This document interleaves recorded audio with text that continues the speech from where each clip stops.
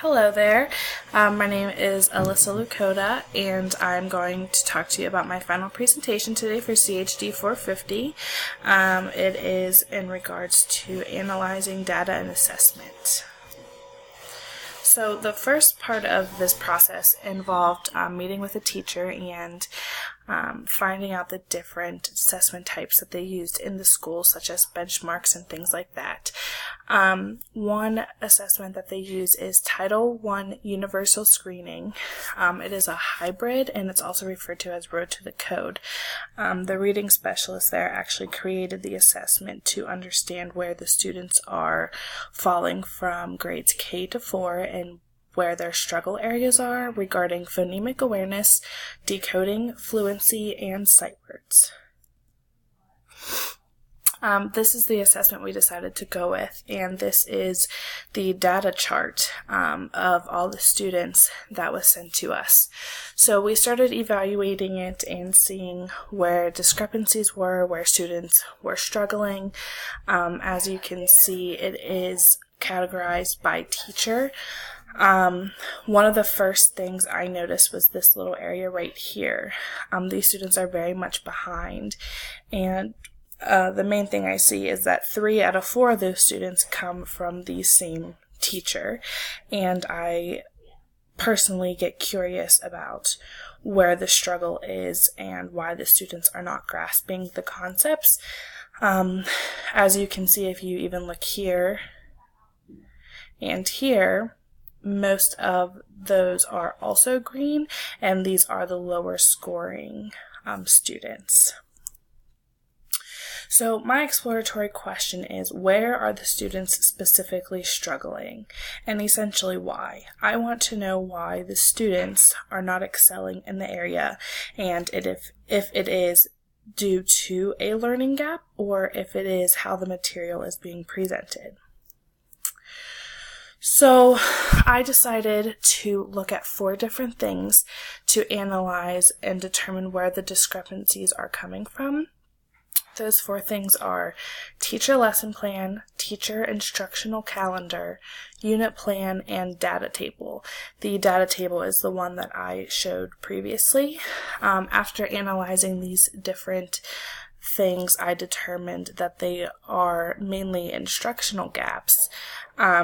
The teachers use a curriculum guide called Storytown, and evaluating the lesson plans and things like that, I noticed that where the students were struggling are not target areas for the teacher based off of the lesson plans.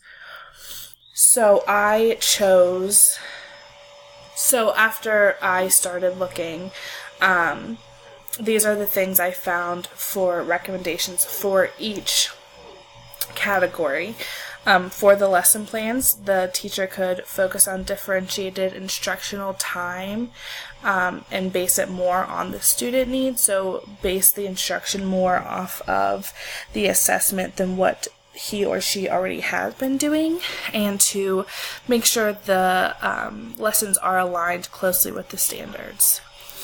The next thing is the teacher instructional calendar.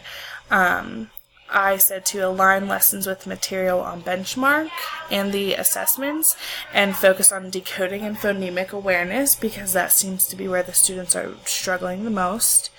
The unit plan, once again, just making the material relevant to what the student's struggle area is, and to focus a little bit more on mastery, because it is not a good idea to try building new concepts in areas that the students are already struggling.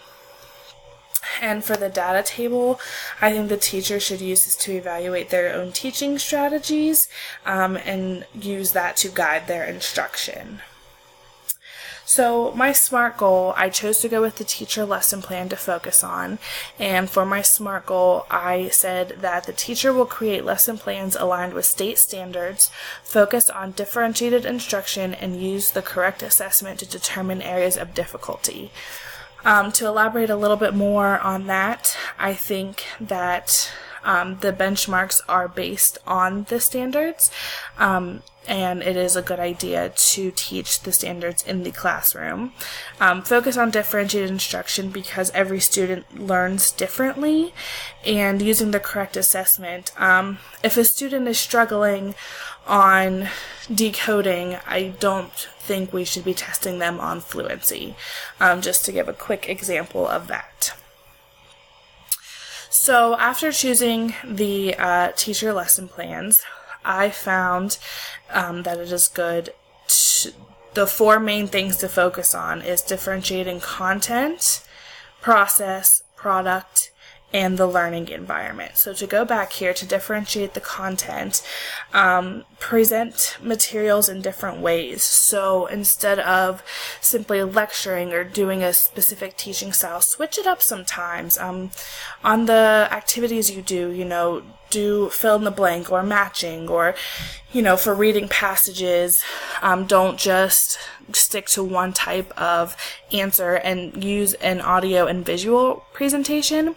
It depends on how the student learns. So if I am strictly lecturing and a student who is a visual learner is in my classroom, they're not going to make the connection they need.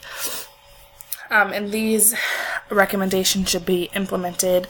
I said when needed, however, I think that using differentiation and content is important to use all the time. And as a teacher, we need to constantly be prepared to be flexible at all times. And once again, use the student work to guide our instruction. For process, once again, provide visuals, use audiobooks, use interactive assignments. Don't just stick to one way or one teaching strategy. Do groups, play games, be interactive and enjoyable and fun. That could switch things up a little bit in the classroom and allow the students to make new connections. Differentiate product, allow students to show their understanding in different ways.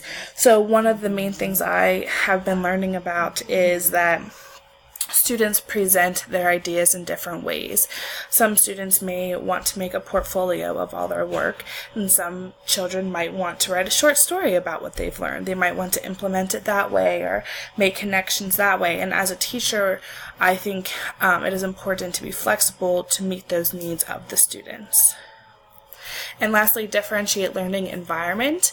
Allow students to work in small or large groups independently, move around the classroom, work in different areas, do learning stations, and to analyze how this is affecting the students.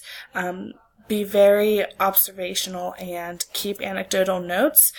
I know this can be hard in a day-to-day classroom, but this will really allow you to understand where the students are. And those are my references. I found this activity to be very beneficial in analyzing data and determining student needs. And I think that doing these small steps could be very beneficial in the classroom.